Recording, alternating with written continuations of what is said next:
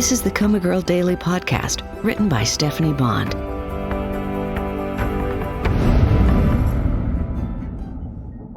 November 13th, Sunday. Hi, Marigold. It's Jack. Hello, Detective Terry, Aunt Winnie said. Hello, he said warily. Rightfully so, because the last time he saw her, she accused him of being the father of my baby. I come in peace, she said with a chuckle. If I'm interrupting family time, I can leave, he offered. Actually, I have a message for you. A message? Who's it from? It's from Marigold. He made a strangled sound. Not the psychic thing again. Just hear me out, Detective.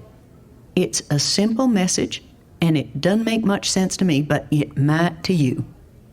I heard him sigh and rearrange his body. I'm listening. I envision him with arms crossed defiantly.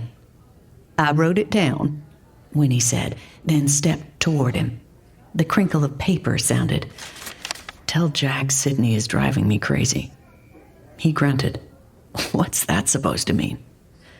Other than the obvious, I don't know, Winnie said. Sydney gets on my nerves, too.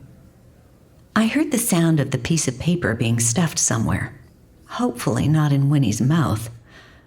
I'll hang on to it, he said in a mollifying voice. Then my job here is done, Winnie said. I'll leave you to do whatever it is you do when you visit Marigold. Toodaloo. The door opened and closed. Jack chuckled. Interesting gal, your aunt. Winnie means well, and Faraday almost got the message right. Funny she should bring up Sydney. Your sister sure spends a lot of money for someone who doesn't have a job. Jack is tracking Sydney's spending habits? That's curious. But I'd heard her tell David she'd put diamond earrings on her credit card. Sid probably reasoned she'd be making a lot of money when she graduated law school and could afford to go into debt now. The Falcons are playing today, Jack said mildly. They're having a great season thanks to Keith Young. Since he recovered from that beating, he's been playing better than ever. The beating David Spooner, a.k.a. Dean Bradley, had something to do with. His image will take a big hit if he pleads guilty to the charges ADA Spence put in front of him. He has a lot to lose. Although, if Keith Young doesn't sign the papers and I check out, he'll be on the hook for much more serious charges, unless Sydney comes forward. But if I'm gone, why would she? And it hurts my feelings a little that Jack thinks I want to listen to the football game knowing how my life is entangled with Keith Young's.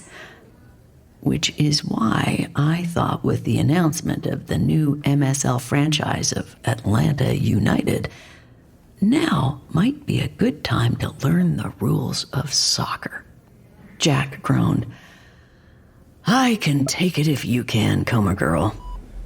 Inside, I'm smiling.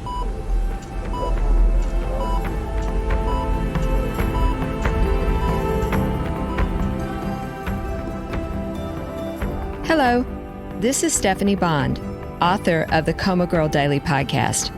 It's getting good, isn't it? Poor Marigold, at the mercy of dysfunctional family and friends. How frustrating. Have you ever known anyone who was in a coma? Share your story in the Facebook group for COMA Girl fans. The link is in the show notes, along with links to some of my other projects. Thanks so much for listening.